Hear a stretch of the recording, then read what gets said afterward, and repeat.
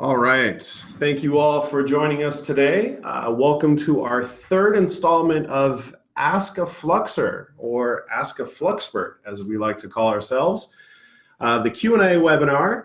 This one is going to be around the email and communications. This 30-minute session is simply an opportunity for you to get your question answered on a variety of different topics by experts within our team. Today, I am your host, Sean Garrison, and today's Fluxxperts are Travis McDermott, a veteran on our customer success team. I'm sure you guys have heard his name and interacted with him in the past. And of course, Kevin Francisco. He is our Tier 2 support agent, all-around guru and great guy. So why don't we just do a quick round robin and have you guys introduce yourselves. So if you don't mind, let's start off a little bit with yourself. Travis, tell us about yourself. Hello, everybody. I am with the client success team. Came up with support, started about 3 years ago. I know a thing or two. I'm still learning every day, though. All right, definitely. Thanks, Travis. Kevin, how about yourself? Hey guys, my name's Kevin. I've been at Flux for a little over 2 years now. Started on support. I'm still in Tier 2 support, but I'm also running along with Sean, the webinar team. And as he said, I'm just a great guy. Yes, definitely. Definitely. I can vouch for that. All right, so let's keep it moving here. So I wanted to start off by sharing why we started the Ask of Fluxxpert. We had a ton of hands-on content at the Ignite conference this year, and we wanted to design a program that would make sure that we keep the ball rolling. So hopefully you've been keeping up with the content from each breakout session at Ignite that we've been posting in the community site. This Q&A session is designed to be a follow-up to those posts and give you all an opportunity to ask any questions that you have on these 4 topics that we have listed here. So we are going to be covering the 3 Ignite sessions today that were all on email and communication within Flux. So let's go ahead and get started. First, if you guys have any questions, please do utilize the Q&A portion of the Zoom link. And our Fluxxperts will be fielding those and we'll be answering those as we go on. But we did want to address a few questions that were received ahead of time. So first off, let's take a look here. First question that came in ahead of time is, how do you insert the document type into email text? Does it have to be done manually every time, or can it be automated? So Kevin, why don't you take that one for us? Hey guys, so the best way to do this is through card documents. So you know how you could edit the liquid that goes in your email? They're right next to the field button. It's going to be kind of hard visualizing this without having it up, but there should be a button that says document type. So that's going to correlate to whatever document types you have, like documents you have configured for that card model. So for example, on the grant request model, if you have something like a award agreement that has the doc type of award agreement, you'll be able to access those documents that you've configured in that card model, and you could put that within the liquid of your email body. And again, you can reach out to support and we'll show you how to do that. Oh, that's great. So the liquid will help automate that process, so it doesn't have to be done every time? Right. So what it would do is, as long as that document is actually generated on the corresponding record, it'll pull that into the body. So that's one thing that you do have to make sure that you also have. Of course, have the document configured in that card model, but as well as go on the record and make sure that that document is generated in the documents component. Great. Thank you so much, Kevin. Yep.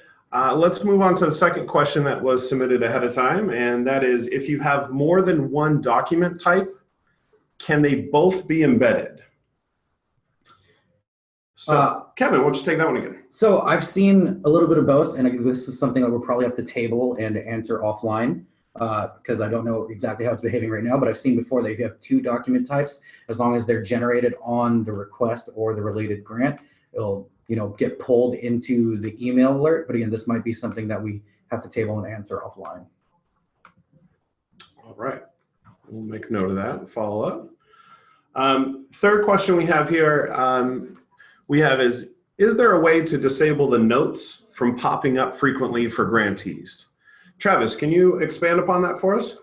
If I understand the question, I know that there is a notes that pop up whenever you move the workflow state, and unfortunately that is not configurable at all. That is designed. That is by design. I think that's all you're talking about. If you're talking about signals, then if that's as part of our in-app communications, signals, I mean, they can be disabled for grantees as well, so they wouldn't pop up at all for grantees, if that's what the question was about. Yeah, you know, that's great. I'm looking at it both ways. You're right. The notes section that pops up every time you move something through a workflow, that is hard-coded and intended by design. That is not customizable. However, if it is the signals, which is sometimes referred to as notes, that is definitely something you can turn off so grantees are not able to access that or utilize that. Thank you, Travis. And we have another question here that is, if I'm confident in my email, how do I skip the approve and send step? You know, that's great to hear in that confidence, and we do have a solution for that. Travis, can you tell us a little bit how to enable that? Sure. There in your global settings, in the general settings, there is a checkbox to automatically approve queued emails. As a best practice, I would say while you're testing, I would not have this on, just to make sure it is working as intended. And anytime you're going to create a new type of email alert, I would definitely turn that off, just to make sure you don't erroneously send any emails you do not want sent out. Yeah, no, that is great.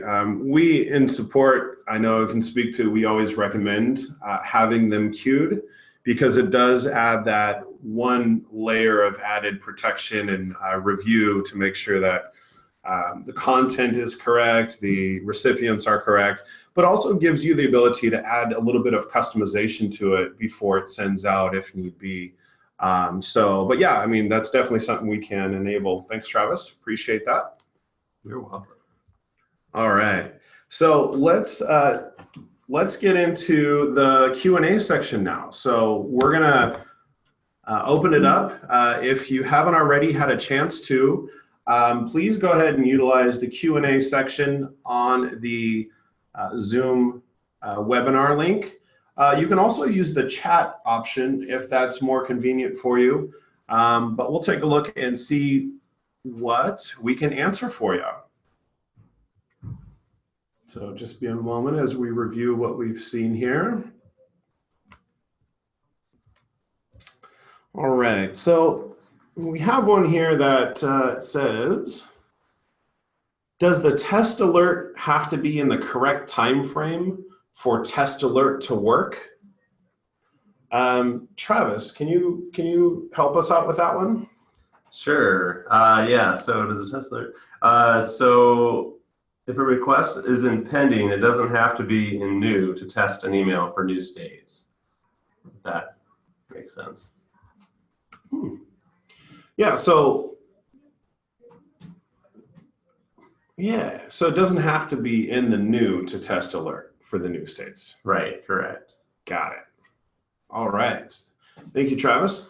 Let's see here. We have a question here saying, are all emails state-driven, or can they also be manually created? I can handle that one too. Travis? They don't all have to be state-driven. It can be based on the program you have. You can set it based on filters, basically. So there's two basic email alerts. There's state-driven and status-driven.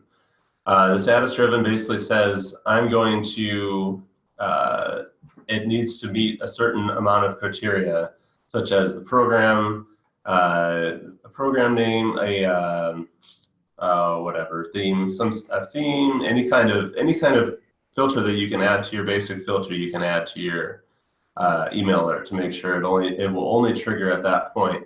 And then the state-driven means it'll move as soon as the record moves to that state in the workflow, the alert will be triggered. And you can also, if you have a certain number of records that you would like to bulk update, you can send a bulk email as well. Be careful in that scenario though. You don't want to bulk update too many emails at once. We're not really an email server per se. So if you're going to do it, we'd like to do it maybe in batches of maybe 10 or 20 versus 5,000, which we have had happen, and it does back up the system significantly. That's great advice. One thing in the support world that we've seen in regards to separating the email types from state to status is there's some conflicts if it is a state-driven email that also has a filter applied. Is that correct? Have you guys seen that? Well, yeah, it just depends. This is Kevin here. It depends on what you have configured in the filters. So we've seen, and here's like an obvious example, but we've seen before where it's a state-driven email that's only triggered to generate in like the pending internal review state, right? But then somebody places a filter that it could only generate in the draft state. So that's conflicting. So we can see it conflict, so just be careful and be cognizant when you're setting those filters. That's great advice, definitely. And expanding upon that, you mentioned that you can pretty much apply any basic filter that's there. Do we have the option for advanced filter within the email? Yeah. Yes, you do. You do also have the ability to do that. You can add any basic or advanced filter. That's awesome. That's great to hear. Clarifying. Oh, of course. Thank you for that question, Jamie. That was a great one. And it looks like we have a follow-up to that.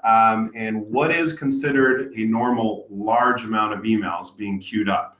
So is 200 normal, or is 200 too much? 200 would probably be, I would say, the max that you'd want to do at a time. I mean, if you can narrow it down somehow, some clients will like maybe filter it down by state, or different programs, or just something that you can narrow it down and kind of track to be sure, because it's just like I said, it takes a toll on the system to send out a bulk batch of emails like that. Great. Yeah, definitely. And we actually had a good head nod from one of our QA agents who is joining us silently as well, saying that 200 is a good kind of measuring stick there. So great. Thanks again, Jamie. Great question. So we'll move on to some additional questions. And again, please utilize the Q&A or the chat, whatever's easier for you. Let's see here. All right. It looks like we have one here that we're going to take a look at, and that is, will email generate test alert show formatting such as bolding or any kind of rich text editing? Kevin, can you expand upon that for us? Sure. So the generate test alert link that's in card documents, emails, that section, that's pretty much built to show you what you have in place. So all the formatting, all the liquid that you enter into your email alert, that's going to be where you kind of preview that before it's ready to go. But just keep in mind, in order to utilize this, you got to make sure you have the record ID. I mean, not the record ID, but just like, just the back end ID of that record to use as a test. That way, the system knows, hey, this is what fields you should be pulling into this email alert. Great. And if you're not aware where to find that number, you can hover over any record ID, and you'll find in the very bottom left, very bottom left corner is where you'll see the URL. And at the very end, there's usually between 4 and 8 digits of a number that you can use as your ID to generate the email. Yeah, no, that's a great tip, because that will help out. One thing that I've kind of noticed in support is when you hover over it, you see the record ID down there, but it's not an easy way to copy it. So you have to kind of look it over and write it down and make reference to it. So what I found is if you actually right-click on the record itself and then open in a new tab, it'll actually open that link or that record in a new tab. The format will be all funky, but in that URL will have that particular ID number. That makes it a lot easier to just cut and paste and then slap it into that generate test. So that's something that may be helpful, but again, it's whatever's the best practice for you. Thank you. All right, so let's take a look and see what else we have out there. Okay, so let's see. We have one here.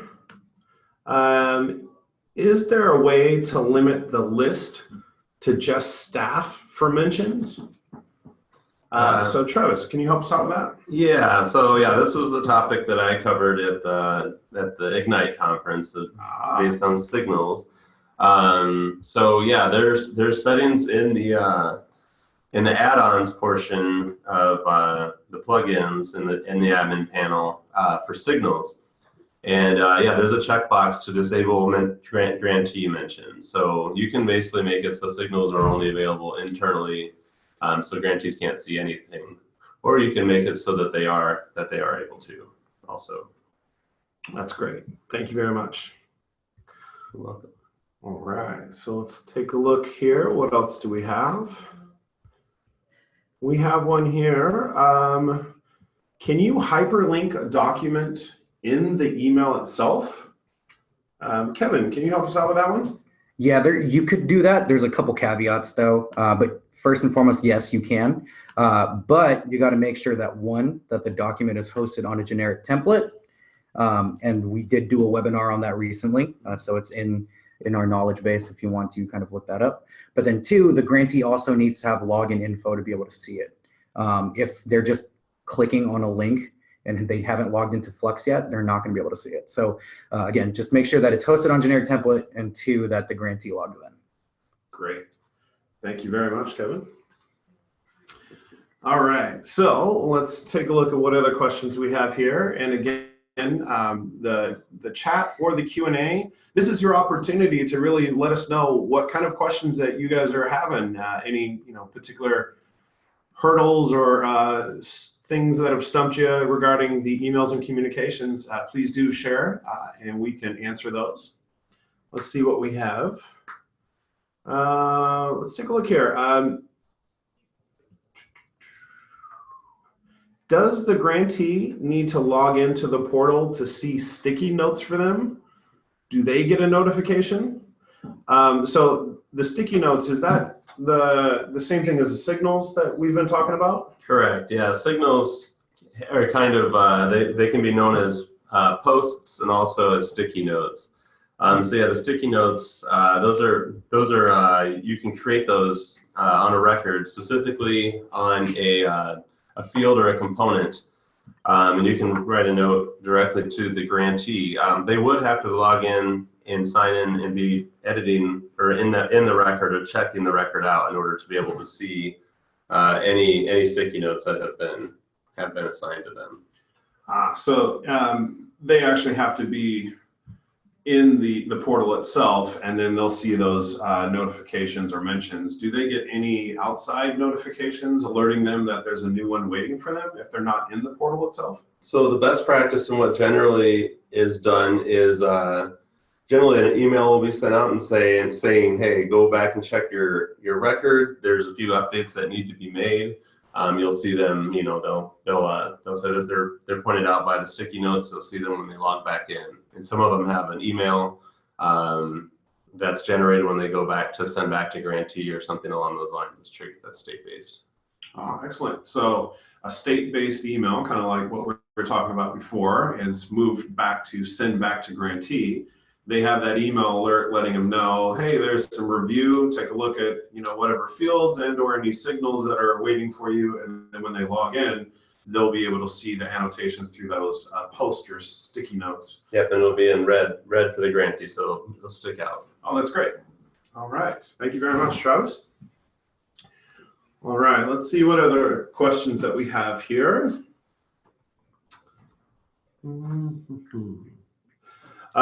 So in regards to uploading images, we have one that says, can I upload images elsewhere, like the information pages?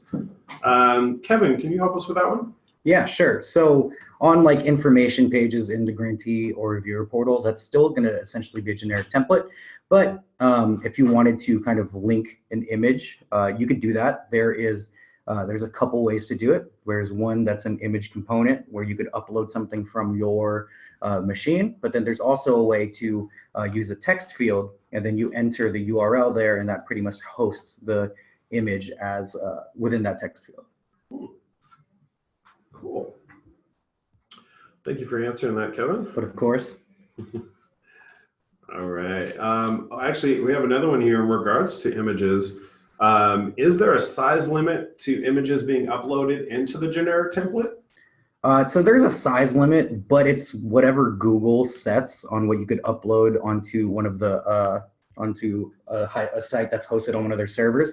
I think it's pretty large. I don't know the exact numbers on that, but I know it's just whatever Google limit is. You could put pretty big images on there. If you have something like, for example, the size of like a desktop screensaver. That's something that could be easily hosted on there. It's not going to look nice on your form. That's the thing you're going to have to be cognizant about, is like, how do you want it to aesthetically look? Because we all know aesthetics is everything. If you were at my breakout session at Ignite, but yeah, so that essentially the limit is just whatever Google puts on there. That's good. How would we find out what a Google limit is? Maybe Google it.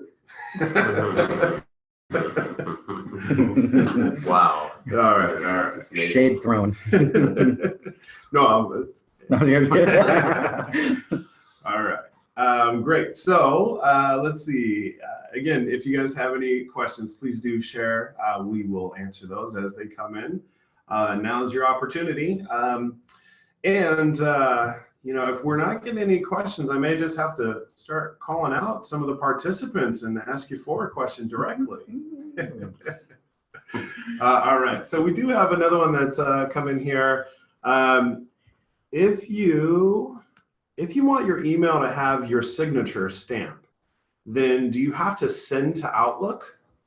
Kevin, can you tell us about that one? Yeah, so I guess this one depends on kind of what you're hoping to get out of it. So if you want one signature to be sent system-wide, which we see on a number of different emails, for example, for like an award letter or something like that, you usually have somebody from your board or the president will have that signature put on the template, so that gets sent every single time. Now, if there's a different signature stamp that's put on the actual template and you want to send a more personal email that has your signature on it, that's when you'd go ahead and send it to Outlook, because then whatever you have configured in your mail client is going to be attached to the bottom of it. So it all depends on kind of what you're trying to get out of it. It's a good point. And I think kind of bringing it back full circle, in order for you to even have the option to send to Outlook, you have to first have it set up so it hits the queue and does not automatically get sent out. Right, exactly. So if you have that, the checkbox that Travis mentioned earlier in global settings, if you have it approved and sent, you don't even get the chance to make that decision. So just another reason why we always recommend having to go into the queue and approve those emails. Great. Thank you very much. And so we have another one that kind of segues nicely into what we've just been talking about. Can you preview the email before it goes out? So, Travis, what are your thoughts around that?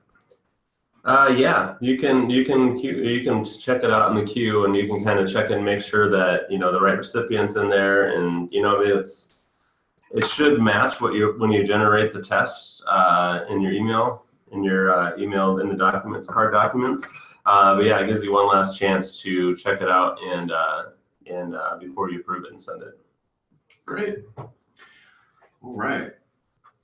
So a lot of good questions that have come through, and appreciate everybody's input and responses from our Fluxxperts here. We'll take a look here. Are there any other Q&A questions that you'd like to submit, or anything through chat? Now's your opportunity. Okay, too late. No, I'm just kidding. If you do have one, please go ahead. We'll give it a few more moments just in case anybody is typing right now. I'll allow you to finish your thought and question.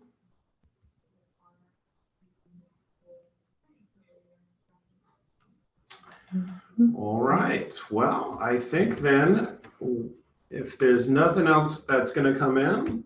And all right. Hold that thought. All right. So we have a little question here. Thanks again, Jamie. We have one that says, when will super users be able to approve and send emails? Hey, Jamie, long time no talk, it's Kevin. But so the thing about super users is that they won't actually be able to access the admin panel. So they won't be able to get into the queue to do so. The super users are able to edit and build ad hoc reports, but can't access the admin panel. So essentially, whatever an admin could do on the dashboard side of things, they're able to do that, but they can't get into the admin panel. So they won't be able to go into the queue and approve and send emails. Yes, so super users are front-end admins, but not anything in the back end or the admin panel itself. Exactly. All right. Cool. Thank you for your questions, Jamie. Well, before then, just in case there's anything else that pops up, we'll give it a couple moments here. Allow you a last-minute question that may come in.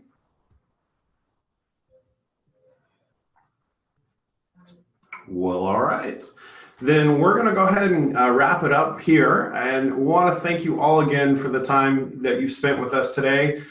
Thanks for being here and some great questions that have come in. We'll continue to post more content and schedule more webinars like these, so keep an eye out in the training calendar for more sessions like this, as well as our training webinars that we host every 2 weeks. Tomorrow we will be hosting another Ask of Fluxxpert, which is going to be around budgeting, which is a pretty cool thing. I'm sure we're going to get a lot of questions that are going to be great questions for that. So please join us tomorrow. And if there's anything we didn't get to, or if you think of any questions after the session, you can always let us know by posting in the community. You know, we're here to help. So with that, thanks again for everybody. Thank you, Kevin. Thank you, Travis. Of course. Good to be here. All right. Take care, guys. We'll see you next time.